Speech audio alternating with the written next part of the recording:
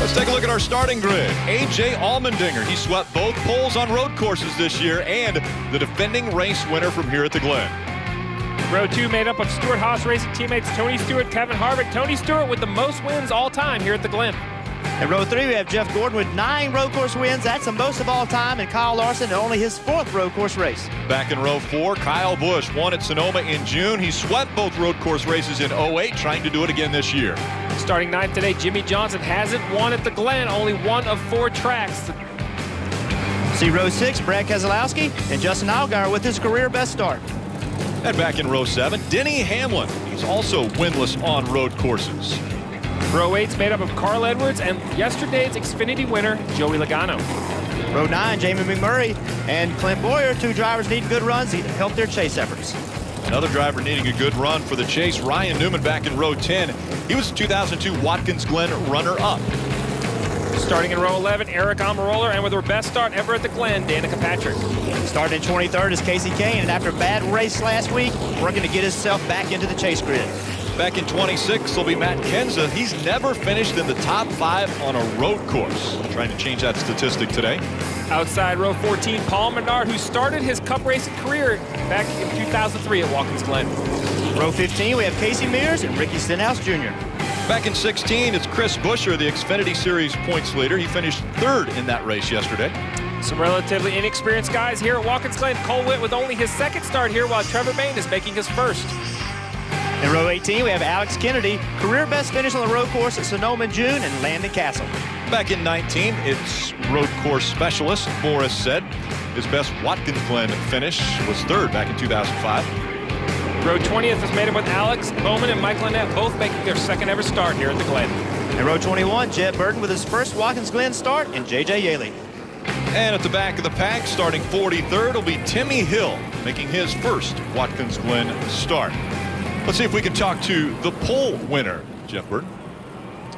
AJ, is Jeff Burton in the NBCSN booth. You got us, bud? AJ, you with us? You guys got me? Yes, sir, we got you. So, look, you sat on poles, you won races on road courses. Everybody in the booth wanted to know, why are you so good here? I mean, I've always enjoyed this place. I feel like it's a place I can be aggressive, and you can really attack the racetrack. A place like Sonoma, it's taking a little more time to learn how to get around that place. It's finesse. This place, you can really get after it and just really have a lot of fun on this racetrack. It's kind of drive it like I could drive a champ car. So I've always enjoyed it for that reason. But my team gives me a great car. The last 2 years here, sit on the pole is pretty awesome. I think this Kroger Busch Speed Chevy, we do all the right things, get a little luck, have the yellows fall at the right time, we should have a shot again. Okay, so you did pull the win off last year. It moved you into the chase. High expectations for today. You feel like you can get it done again?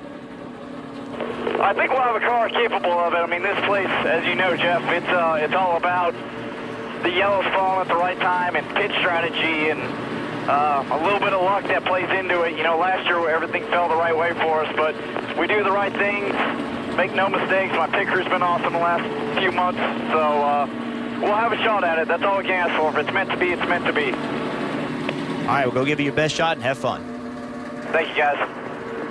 One of the more adventurous rides at Watkins Glen, and we get to ride along with a few different drivers, including Joey Logano in the 22. He starts 16th today with the Coca-Cola in-car camera. The Toyota onboard of Carl Edwards starts 15th today.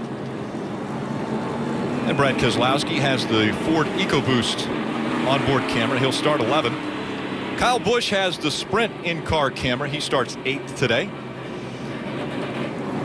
Dale Earnhardt Jr. has the Nationwide onboard. He'll start 7th. Kevin Harvick will carry the Budweiser onboard. He'll start 4th on the field. In row number 2, it's Tony Stewart. He starts 3rd. And A.J. Allmendinger on the front row with the Scott Products onboard camera will start on the pole. They're going to take one more time around this 7-turn road course. While they're doing that, we'll slip away quick and be right back for the green flag.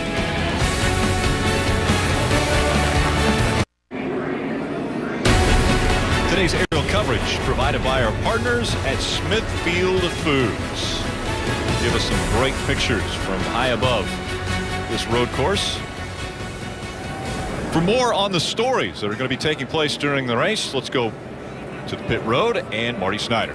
Rick, before the race and countdown to green, we heard A.J. Allmendinger say everybody puts pressure on them, but nobody puts more pressure on himself than A.J. Allmendinger. He said, I know going into this weekend that we must be good here. And one of the keys today is staying calm. So before the race, Brian Burns, his crew chief, sat A.J. Allmendinger down. He said, listen, at parts of the day today, we're going to be back in the 20s. I need you to stick with me. Stay in the game mentally. Do not leave me, because remember last year, they used a 3-stop strategy. A.J. got frustrated by that, but at the end of the day, they were the car out front. They may use that same strategy today to put themselves out front to win back-to-back races at Watkins Glen. Dave Burns. Marty, 5 races until the chase starts, and the championship reigning Ford team is solidly in with 2 wins. So I asked Rodney Childers, the crew chief, about today. He said, hey, it's about keeping the team motivated and confident heading into the chase. Every race counts, and we will try to win today. They've had speed all weekend, and if you ask around the garage area, a lot of people are keeping their eyes on the 4 car. Mike Massaro?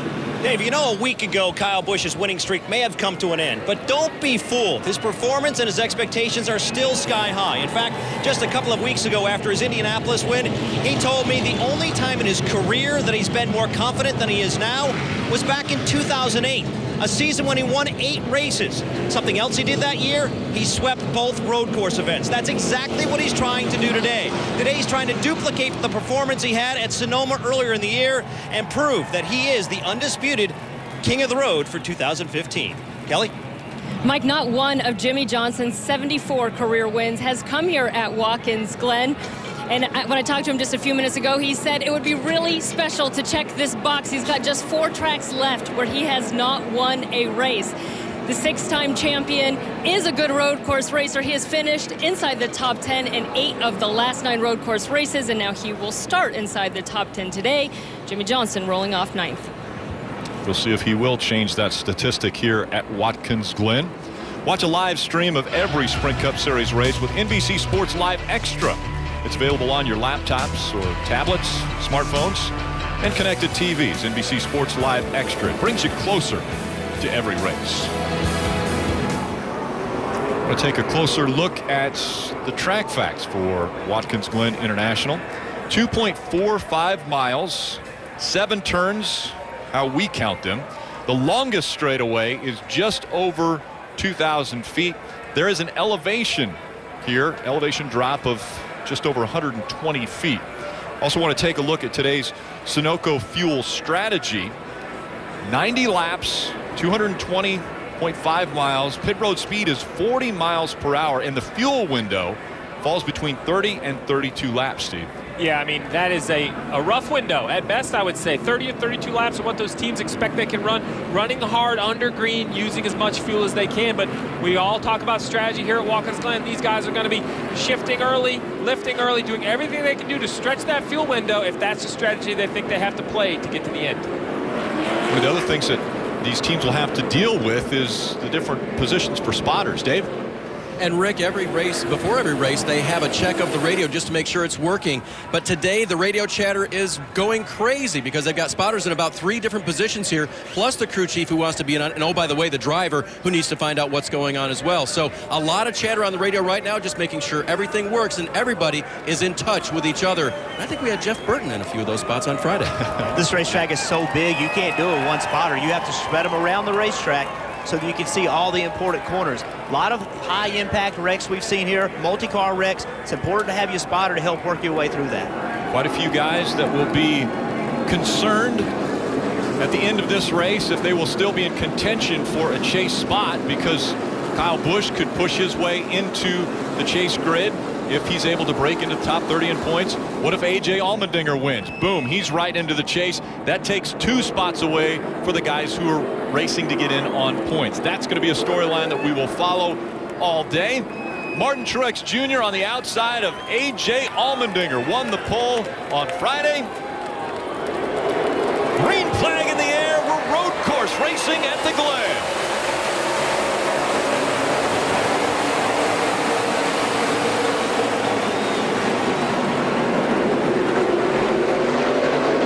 ready. They're 3 wide through turn 1.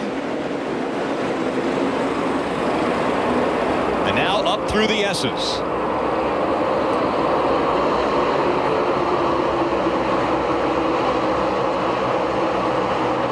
The long back straightaway, heading right into the bus stop or inner loop. This is where it gets narrow. It's one thing to go up the S's and try to do that too wide, but too wide through the bus stop doesn't really work. Everyone gets single file down into turn 5, the carousel. That was a clean start. Everybody tried to make a race for each other. Got single file in the inner loop, no more than 2 wide. Getting into the S's, got single file quickly. As this race goes on, they're not going to be that friendly. Fairly level run into turn 6. The left-hander. Now they're 2 wide. Kyle Busch already spoken a little bit as he came through the grass. That pushed Jeff Gordon all the way out. Kyle made a really late move, really late aggressive move. Didn't really give Kyle Larson much of a chance to know that he was going to make that move. When you break that late, you kind of surprise the guy. The guy's looking in his mirror, checking you, but when you make a move that late, he doesn't expect you to be there. So that's we see a lot of incidences that way. Kyle had to lock the brakes up. I think they may have gotten together a little bit, but not much. So everyone understands, because I'm not a driver as well. When you go down these straightaways, halfway down the straightaway, you check your mirror, but there's a point where you have to start focus out ahead. Look at your brake marks, and if that driver behind you dives out that late, your focus is already on the corner ahead. That's exactly right, and that's a place, we have spotters over there. We talked about at the start of the race. There's Kyle looking again on Kyle Larson, trying to get double wide into the inner loop. They did make it work. That's a dangerous place also to make a move. But you're always looking in your mirror. But there comes a point, as you said, Steve, you've got to focus on the corner in front of you. You got to find your braking zone. You got to start to lift. You got to start to brake, get it downshifted. There comes a point when somebody makes a move so late, you can't know they're going to make that move. So the driver that's trying to make that move, he has to understand that. He can't make that move and put you in that position. Martin Truex Jr. right on the back bumper, the 47 of A.J. Allmendinger. Back onto the front stretch they come. And 2 laps are in the books. A.J. Allmendinger hanging on for those 2 laps. Martin Truex Jr. right behind him. We see the move by Kevin Harvick getting by Tony Stewart. Harvick in the 4, Tony Stewart in the 14. For the second week in a row, when we walked through the garage, all we heard was 4 car, 4 car, 4 car. Everybody in the garage has talked about the speed of Kevin Harvick in that 4 car. So no surprise to see him making a move, moving to the front. Into the inner loop they go. We saw earlier that move that was made. Look at Kyle. See how late that move is? They're already under braking. So when Kyle Larson goes a turn, he can't expect that Kyle Busch is there. You can't blame Kyle Busch for making the move, trying to get by him. But at the same time, here you go right here. They're braking. He tries to outbrake him. Kyle Larson never knew he was there. He just didn't expect him to be there. He looks again, getting into 7. Thank you. It's too many corners. Getting into 7, but he thought better of it and lifted. And that's a wise move. Passing zone in turn 7 is there, but it's not advised. You see a lot of wrecks there. And Kyle Busch has been able to get by Kyle Larson. Now he's right behind the 14 of Tony Stewart. Stewart, another great qualifying run this week. Another thing we'll talk about at Watkins Glen is, even though it seems short at only 90 laps around Watkins Glen is very hard on equipment. This is rough on brakes, rough on suspension as you go over these curbs. So drivers will have to pace themselves. This is more of a marathon than a sprint. While they are giving it their all, there's also an educated way to do that. So if you want to try to overtake the car in front of you, much like we watched Kyle Busch here, he might not pull out and try to pass Tony Stewart, but he's going to put pressure on Tony Stewart. And there's going to be a point in time where Tony has to decide, does he want to continue up this pace, or is he just going to let Kyle Busch go? The problem Tony Stewart has is it's just not Kyle Busch. If he lets the 18 go, soon to follow will be the 42 of Kyle Larson, the 24 Jeff Gordon, even the 88 of Dale Jr. back there waiting for an opening. And also the problem is when a guy behind you is just a little bit quicker than you, the only way to keep them behind you on a road course is to drive in the corner a little bit deeper. Try to go to the throttle a little sooner. When you do those things, here's a move Kyle Busch is making, a move I talked about that's risky. Kyle Busch trying to get by the 14 of Tony Stewart while he's doing